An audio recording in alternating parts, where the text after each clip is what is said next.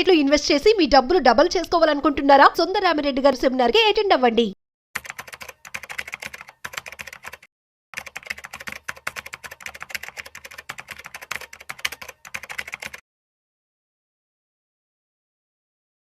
నమస్తే, welcome to Suman TV. నేను విష్ణు. ప్రస్తుతంతో పాటు సీనియర్ ఫైనాన్స్ ప్రొఫెషనల్ గిరిబాబు గారు ఉన్నారు. వారితో మాట్లాడదాం.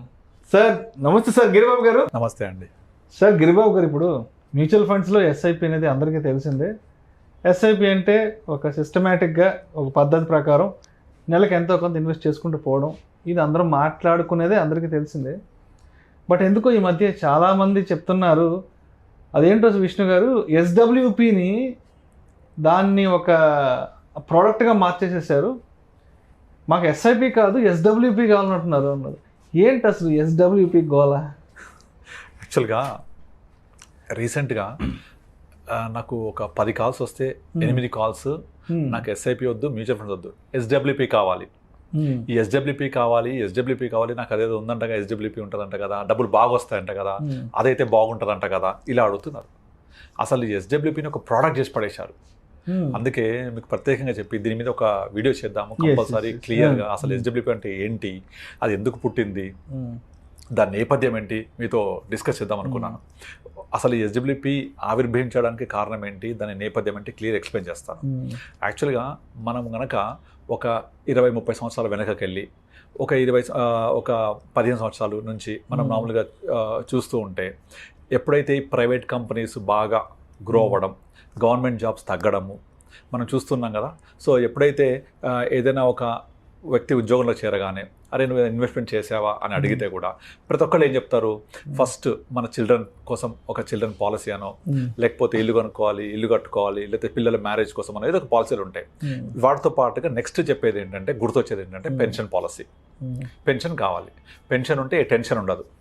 ఓకే, సో నాకు ఆ పెన్షన్ పాలసీ కావాలని చెప్పేసి పెన్షన్ కావాలని చాలామంది ప్లాన్ చేస్తూ ఉంటారు. పెన్షన్ అనగానే ఫస్ట్ గుర్తొచ్చేది ఏంటంటే LIC pension policy, SBI life pension policy, లేదా హెచ్డిఎఫ్సి పెన్షన్ పాలసీ, ఇలా పెన్షన్ పాలసీలు గుర్తు చేస్తూ ఉంటారు, పెన్షన్ పాలసీ చెప్తూ ఉంటారు. అయితే మనం ఇంకొంచెం వెనక్కి వెళ్తే మనకు ఇమ్మీడియట్ యాన్యుటీ ప్లాన్స్ కూడా ఉంటాయి. ఈ పెన్షన్ యాన్యుటీ అంటారు. యాక్చువల్గా ఈ ఇమీడియట్ యాన్యుటీ ప్లాన్స్ ఏం చేస్తాయి, మనం కనుక 45 years దాటి ఉండి మనం ఒక పాలసీ తీసుకుంటే ఆ పాలసీలో ఇమీడియట్ యాన్యుటీ ఆప్షన్ ఉంటుంది. అంటే మనం కనుక ₹1,00,000 పే చేస్తే మనకు annuity immediately monthly or quarterly or half yearly or yearly start అయిపోద్ది. అంటే మనకి ఇమీడియట్లీ ఒక పెన్షన్ లాంటి దొరుకుతుంది మనకు. ఇది యాక్చువల్గా బాగా పాపులర్. అయితే ఇక్కడ ఒక డ్రాబ్యాక్ ఏంటంటే, మీరు జీవన్ అక్షయ్ అని ఎల్ఐసిలో ఒక పాలసీ ఉండేది, జీవన్ అక్షయ్. ఇది 1980s నుంచి కూడా ఉంది. ఎవరైతే జీవన్ అక్షయ్ పాలసీలో అప్పుడు 80sలో స్టార్ట్ చేశారో వాళ్ళకు ఇంట్రెస్ట్ రేట్ మోర్ దెన్ 12% ఉండేది. ఈ పాలసీ యొక్క ఫీచర్ ఏంటంటే, మీరు జీవన్ అక్షయ్ పాలసీలో ఇమీడియట్లీ పెన్షన్ దొరుకుతుంది, రేట్ ఆఫ్ పెన్షన్ రేట్ కూడా మనము ప్రివైలింగ్ రేట్ వస్తుంది. ఇది 80sలో తీసుకున్న వాళ్ళకు 12% ఉంటే ఈ రోజుకి 12% వస్తుంది. బాగుంది కదా. అంటే ఇన్ఫ్లేషన్ ఎంత పెరిగినప్పటికీ, వడ్డీ రేట్లు ఎంత తగ్గిపోయినప్పటికీ అప్పుడు తీసుకున్న వాళ్ళకు 12% వస్తుంది. దాని తర్వాత ఏం చేసింది, నెక్స్ట్ సిరీస్లో ఇట్లా సిరీస్లో వస్తూ ఉంటాయి ఎవ్రీ ఇయర్. ఆ వచ్చే సిరీస్ అన్ని ఇంట్రెస్ట్ రేట్స్ తగ్గుతూ వస్తున్నాయి. ఇప్పుడు ప్రజెంట్ కూడా జీవనక్షయ ఎల్ఐసి పాలసీ ఉంది. దీంట్లో మనకు వచ్చే రేట్ ఆఫ్ రిటర్న్ హార్డ్లీ 6.5%. అయితే ఇదంతా కూడా గత 2010-11 తర్వాత నుంచి ఏమైందంటే, నాకు పెన్షన్ పాలసీ కావాలి అంటే ఎంత వస్తుంది రిటైర్మెంట్ తర్వాత అని చూస్తే 6.5కి వచ్చేసాయి. మరి సరిపోద్దా 6.5% అంటే, నేను ఒక ₹1,00,00,000 ఇన్వెస్ట్ చేస్తే నాకు 6.5 లక్షలు 6.5% అంటే సంవత్సరానికి నెలకి ఎంత అవుతుంది, హార్డ్లీ 50,000. సరిపోద్దా 50,000? ఇవాళ సరిపోవచ్చు, రేపటి పరిస్థితి ఏంటి 17,000, ఎందుకంటే మారదు కదా యాన్యుటీ రేటు, అంతే ఉంటుంది, సరిపోదు. కనుక నాకు ఈ పెన్షన్ పాలసీ ఇవాళ 6.5% ఓకే అయినప్పటికీ ఓ 10 ఏళ్ళతో నాకు సరిపోదు. కనుక వచ్చే రిటర్న్ ఫిక్స్ ఉండడం వల్ల నాకు ఇది సరిపోకపోవచ్చు. సెకండ్ డ్రాబ్యాక్ ఏంటి ఇందులో, సెకండ్ డ్రాబ్యాక్ ఏంటంటే, దీంట్లో యాన్యుటీస్ ట్యాక్సబుల్ ఆల్వేస్. ఫస్ట్ థింగ్ ఏంటి, నాకు అమౌంట్ సరిపోదు, రేపు పొద్దున ఎక్కువ కావాలి అంటే పాసిబుల్ అవ్వదు, because pension rate is fixed. రెండో డ్రాబ్యాక్ ట్యాక్సబుల్ ఉండేది. అయితే ఓకే, పెన్షన్ పాలసీస్ ఉన్నాయి కాబట్టి నాకు ఈ పెన్షన్ పాలసీ వద్దు, నేను వేరే దగ్గరికి ఇన్వెస్ట్ చేస్తా అని ప్లాన్ చేసేవాళ్ళు. అట్లా చూస్తే ఎండోమెంట్ పాలసీస్ ఉంటాయి, అక్కడ కూడా రేట్ ఆఫ్ ఇంట్రెస్ట్ ఫిక్స్డ్. ఇవన్నీ అయిపోయాయి. తర్వాత ఏమైపోయినాయి, 2015-16 తర్వాత డిమానిటైజేషన్ అయిపోయిన తర్వాత చాలా మ్యూచువల్ ఫండ్స్ ఏం చేశాయంటే డివిడెంట్ ఆప్షన్ స్టార్ట్ చేశాయి. యాక్చువల్ చెప్పాలంటే అది కొత్తదేం కాదు. మ్యూచువల్ ఫండ్ పుట్టినప్పటి నుంచి డివిడెండ్ ఆప్షన్స్ ఉన్నాయి, కానీ ఇయర్లీ డివిడెండ్ ఆప్షన్ ఉండేవి. అందులో ఇయర్లీ ఎంత ఇచ్చేవాళ్ళు? 9-10% ఇచ్చేవాళ్ళు. ఈ ఎప్పుడైతే 2016 డిమానిటైజేషన్ అయిందో దాని తర్వాత అందరూ కూడా ఫిక్స్డ్ డిపాజిట్లు మానేసి తక్కువ రేట్ ఆఫ్ ఇంట్రెస్ట్ అయిందని మెల్లమెల్లగా ఫైనాన్షియల్ ఇన్స్టిట్యూషన్స్కి రావడం, వచ్చి నాకు మంత్లీ ఇన్కమ్ ఉంటే బాగుంటుందని ప్లాన్ చేసినప్పుడు మ్యూచువల్ ఫండ్ హౌసెస్ ఏం చేశాయి, అదేదో సంవత్సరానికి 10% ఇచ్చే బదులు మేము దాన్ని మంత్లీకి కన్వర్ట్ చేస్తామని 10ని 12 చేసి డివైడ్ బై 12 months మంత్కి 1% ఇవ్వడం స్టార్ట్ చేశారు. ఇది ఫస్ట్ స్టార్ట్ చేసింది హెచ్డిఎఫ్సి బ్యాలెన్స్ అడ్వాంటేజ్ ఫండ్. ఇది ఎంతలా పాపులర్ అయిపోయిందంటే మీకు అప్ కంట్రీలో అంటే ఊర్లలో టౌన్స్లలో అప్ కంట్రీలో తర్వాత పెరిఫరల్స్లో ఒక బ్యాంక్లో కనుక డబ్బులు ఉన్నాయంటే సార్ మా దగ్గర ఎఫ్డీ అయితే 6 ఉంటుంది, ఇందులో పెట్టండి, ఇది ఎఫ్డీతో సమానం, మీకు 12 వస్తుంది పర్ మంత్ 1%, యాన్యువల్ 12% చెప్పేవాళ్ళు. దాంతో నాకు చెప్తుండేవాళ్ళు ఒక్కొక్క బ్రాంచ్ వారానికి కొన్ని కోట్ల రూపాయల బిజినెస్ చేసేవాళ్ళు. ఇండియా మొత్తం వారానికి ఆల్మోస్ట్ ఒక మోర్ దెన్ 100 crores బిజినెస్ చేసేది. అలా విపరీతంగా ఇన్ఫ్లో రావడం స్టార్ట్ అయినాయి ఆ ఫండ్స్లోకి. వాళ్ళని చూసి మిగతా ఫండ్స్ అందరూ కూడా మంత్లీ డివిడెండ్ పేఅవుట్ మంత్లీ అంటే 1%, 0.9, 0.85 అట్లా పెట్టేవాళ్ళు. ఇదంతా 2016, 17, 18 చాలా పాపులర్ అయింది. 18లో ఒక బడ్జెట్లో ఒక రూల్ తీసుకొచ్చింది గవర్నమెంట్. ఏం చేసింది, 2018 బడ్జెట్లో డివిడెండ్ డిస్ట్రిబ్యూషన్ ట్యాక్స్ ఇంపోజ్ చేశారు. ఈ డివిడెండ్ డిస్ట్రిబ్యూషన్ ట్యాక్స్ అనేది it's a taxable in your hand. మీకు ఏదైతే డివిడెండ్ వస్తుందో ఈ మ్యూచువల్ ఫండ్స్ ద్వారా కావచ్చు, స్టాక్స్ ద్వారా కావచ్చు, ఇది మీ చేతికి వచ్చాక డివిడెండ్ ట్యాక్సబుల్ అంటే ఏంటి, మీకు ఆల్రెడీ ఎంత బ్రాకెట్లో ఉన్నారో 10%, 20%, 30% ఏ బ్రాకెట్లో ఉంటే ఆ టోటల్ ఇన్కమ్కి ఇది యాడ్ చేసి మీరు ట్యాక్స్ పే చేయాలి. సో డివిడెండ్ డిస్ట్రిబ్యూషన్ ట్యాక్స్ అయ్యేసరికి ఎవరైనా ఈ మంత్లీ ఇన్కమ్ కావాలంటే వాళ్ళు తక్కువ అమౌంట్స్ చేయరు, పెద్ద అమౌంట్స్ ఇన్వెస్ట్ చేస్తూ ఉంటారు. ఆ వచ్చే అమౌంట్ మీ పర్సనల్ ఇన్కమ్ యాడ్ చేసి మీ బ్రాకెట్ 30% అయితే 30% ట్యాక్స్ పే చేయాలి. కనుక 30% ట్యాక్స్ పే చేస్తుంది కాబట్టి మీకు డివిడెండ్ అనేది సూటబుల్ కాదు. కనుక మీరు సిస్టమాటిక్ విత్డ్రాకి వెళ్ళండి. ఈ ఎస్డబ్ల్యూపీకి వెళ్ళడం వల్ల ఏమవుతుంది, విత్డ్రా కదా, దీని ఎల్టీసీజే ఉంటుంది 10%. అది కూడా ఏంటి, మీకు చాలా వరకు ఈ బ్యాలెన్స్ ఫండ్స్ అని కూడా ఫస్ట్ 10% ఆఫ్ కార్పస్ మీద విత్డ్రా చేస్తే ఎగ్జిట్లో లేదు అని చెప్పేవాళ్ళు. కనుక మీరు 10% వరకు నాకు యాన్యువల్ ఇన్కమ్ వచ్చేలాగా 10% per annum divide by 12 months అలా తీసుకొని ఎస్డబ్ల్యూపీ ప్లాన్ చేసుకునేవాళ్ళు. అంటే 10 లక్షలు ఇన్వెస్ట్ చేస్తే 10% ఎంత, ₹1,00,000 డివైడ్ బై 12 అంటే ₹8,000 పర్ మంత్. ఈ ₹8,000 నేను ఎస్డబ్ల్యూపీ పెట్టుకుంటే నాకు ఎగ్జిస్టింగ్ మీద ఎగ్జిట్లో లేదు, నా చేతికి వచ్చే దాని మీద 1 lakh ఉంటుంది కాబట్టి up to 1 lakh tax exempted. అలా ట్యాక్సేషన్ని దృష్టిలో పెట్టుకొని ఎస్డబ్ల్యూపీని కొంచెం బెటర్ వైజ్ చేసి ఇంట్రొడ్యూస్ చేసింది అన్ని ఫండ్ హౌసెస్ కూడా. ఇక డివిడెండ్ ఆప్షన్ చాలా డిస్కరేజ్ చేస్తూ వస్తున్నాయి. ఎందుకంటే డివిడెండ్ తీసుకుంటే మీకు ట్యాక్సబుల్ కాబట్టి. సో ఇక్కడ ఇంకొక అడ్వాంటేజ్ ఏంటి, ఫస్ట్ ట్యాక్సేషన్ని అడ్రస్ చేసాం. అంటే మన పాత పాలసీలో ఉండే 2 ప్రాబ్లమ్స్, ఒకటి రేట్ ఆఫ్ యాన్యుటీస్ ఫిక్స్డ్, మీకు ఎక్కువ కావాలంటే రాదు. రెండోది వచ్చేసి ట్యాక్సేషన్. ఇక్కడ ఏంటి, ఇది మీరు 1 lakh తీసుకుంటారా, 1.5 lakh తీసుకుంటారా, 75 తీసుకుంటారా, మీ ఇష్టం. ఓకే, దీనివల్ల అమౌంట్ పెంచుకోవచ్చు. రెండోది మీకు దీని మీద లాంగ్ టర్మ్ క్యాపిటల్ ట్యాక్స్ 10%, అది కూడా ఫస్ట్ 1 lakh తర్వాత. ఇప్పుడు మారింది 12.5%, ఇప్పుడు ఫస్ట్ 1.25 lakh తర్వాత. అప్పుడు 10% ఫస్ట్ 1 lakh తర్వాత ఉండేది. కనుక మీకు ట్యాక్స్ పరంగా కూడా చాలా సులువుగా ఉంటే తక్కువ ట్యాక్స్ ఉంటుంది. సో ట్యాక్సేషన్ అడ్రస్ అయిపోయింది. తర్వాత రెండోది వచ్చేసి మీకు ఎంతైతే మార్చుకోవచ్చు, ఇది ఇంట్రొడ్యూస్ చేశారు ఎప్పుడు 18 తర్వాత. ఇక దాని తర్వాత ప్రతి ఒక్క ఫండ్ హౌస్, ఎస్బీఐ, ఏఎంసీ అయితే కంప్లీట్ డివిడెండ్సే ఆపేసింది.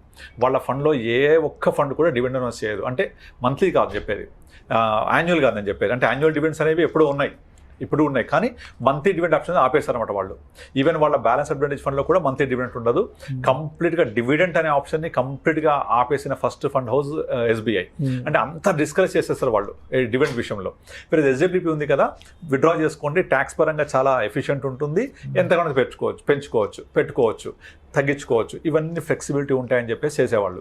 ఇప్పుడు ఏమైపోయింది, ఇక అందరికీ కూడా ఓకే ఎస్డబ్ల్యూపీ పెడితే నాకు ఇంత డబ్బులు వస్తాయి, ఎస్డబ్ల్యూపీ పెడితే ఇంత నేను చేసుకోవచ్చు అనేది తీసుకోవడమే మాట్లాడుతున్నారు తప్ప అందరూ ఫస్ట్ ఇన్వెస్ట్ చేయాలి, దాన్ని పెంచుకోవాలి, కార్పస్ పెరుగుతుంది, నేను ఎప్పుడైతే అవసరమైద్దో అప్పుడు తీసుకోవాలి, నా గోల్ కోసం ప్లాన్ చేసుకోవాలి, రిటైర్మెంట్ కార్పస్ లాగా చేసుకోవాలి, నాకు ఎవ్రీ మంత్లీ కావాలంటే చేసుకోవాలి అని చెప్పేసి ఇలాంటి థాట్ ప్రాసెసే మర్చిపోయారు.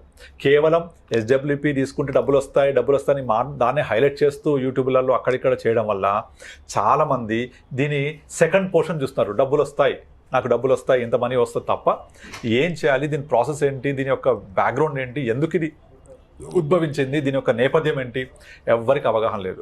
ఇప్పుడు ఈవెన్ యూట్యూబ్లో కూడా రీసెంట్గా నాకు చాలా మంది అడిగారు, ఆ SWPలో ఎంత వస్తుంది ఎంత వస్తుంది అంటే, ఒక ఆమె ఏం చేసిందంటే నాకు మెసేజ్ పెట్టింది, సార్ నేను పలానా యాప్లో వెతుకుతున్నాను, SWP ఎక్కడ కనబడట్లేదండి. ఫస్ట్ ఇన్వెస్ట్ చేయలేమా, ఫస్ట్ ఇన్వెస్ట్ చేయకుండా SWP చేద్దామని చూస్తున్నా అంటోంది.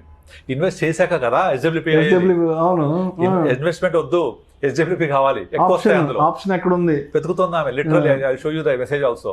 ఆమె వెతుకుతుంది అనమాట, నేను SWP కోసం ఆప్షన్ వెతుకు దొరకట్లేదు, ఎక్కడ చేయాలి అది. ఫస్ట్ ఇన్వెస్ట్ చేయాలి కదా, ఇన్వెస్ట్ చేసి కదా దాన్ని కన్వర్ట్ చేసేది. విత్డ్రా చేసేప్పుడు మీకు మంత్లీ తీసుకోండి, క్రమానుగతంగా విత్డ్రా చేసుకునే ఒక విధానం అది. సిస్టమాటిక్ ఇన్వెస్ట్మెంట్ ప్లాన్ కి ఎగ్జాక్ట్లీ ఆపోజిట్ అది. Systematic investment plan, systematic withdrawal plan. మనం ఇన్వెస్ట్ చేస్తూ పోతాం, పెరుగుద్ది, లంసమైద్ది, సిస్టమాటిక్గా తీసుకుంటూ ఉండండి. మనం ఒక వీడియో చేసాం, గుర్తుందా, మీ నెల్లూరు ఫ్రెండ్కి ఒకటి చెప్పాము, 50 లక్షలు ఉంటే ఇల్లు కొనాలా, మ్యూచువల్ ఫండ్ పెట్టాలని. అతనికి ఏం చేసాము, బాబు 50 లక్షలు ఉంటే ఒకేసారి ఇల్లు కొనకు, మ్యూచువల్ ఫండ్ పెట్టుకొని 1 year గ్యాప్ ఇవ్వు, 1 year తర్వాత వచ్చే కార్పస్ నుంచి every month systematic withdrawal plan తీసుకొని నీ EMI కట్టుకొని చెప్పాం. అవునా? సో అది ఎంత బాగా వర్కౌట్ అయింది ఆయనకు. డబ్బులు ఆయన దగ్గర ఉన్నాయి 50 లక్షలు, ఇల్లు వచ్చింది, ఇల్లు లోన్లో తీసుకోవడం వల్ల EMI కట్టుకుంటూ పోయాడు, కార్పస్ ఇక్కడ ఉంది, ప్లస్ ఇల్లు కూడా తను ఎక్వైర్ చేసుకోగలిగాడు. రీసెంట్గా ఒక కేస్ స్టడీ చెప్తాను. యాక్చువల్గా మన దగ్గర ఒక అమ్మాయి వచ్చింది, వాళ్ళ బ్రదర్ వచ్చేసి నా క్లయింట్, ఆమె ఏజ్ 36 ఉంటుంది. అయితే వాళ్ళ husband at the age of 40 he passed away due to some accident.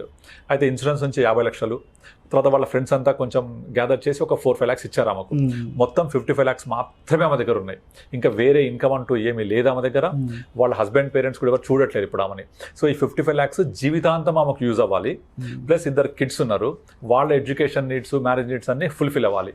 But total corpus available is 55 lakhs. ఇది ఎలా చేద్దామని దగ్గరికి వస్తే నేను ఒక మంచి సలహా ఇచ్చాను. నార్మల్గా అందరు SWP ప్లాన్ చేసే వాళ్ళు చేసే తప్పు ఏంటంటే, ఈ 50 లక్షలు తీసుకెళ్ళి ఒక బ్యాలెన్స్ ఫండ్ లేకపోతే కన్జర్వేటివ్ హైబ్రిడ్ ఫండ్లో పెట్టేసి ఎవ్రీ మంత్ 6-7% తీసుకుంటూ ఉంటారు. అందరూ చేసే పని అది. బట్ అలా చేయకూడదు. నేనేం చేశానంటే, నాకు ఒక 1 year టైం ఇవ్వండి, ఈ 50 lakhs ఇన్వెస్ట్ చేద్దాం. ఈ 1 year పాటు మీరు బ్రతకడానికి మీకు కావాల్సిన డబ్బులు ఆల్రెడీ 55 lakhs ఉన్నారు కదా, ఒక 4-5 lakhs ఉంచుకోండి అకౌంట్లో. అది మీరు యూజ్ చేసుకుంటూ 1 year గడపండి. 1 year తర్వాత 50 lakhsలో ఒక 12% ఎంత అవుతుంది? 50 lakhs మీద ఎగ్జాక్ట్లీ 6 lakhs వస్తుంది.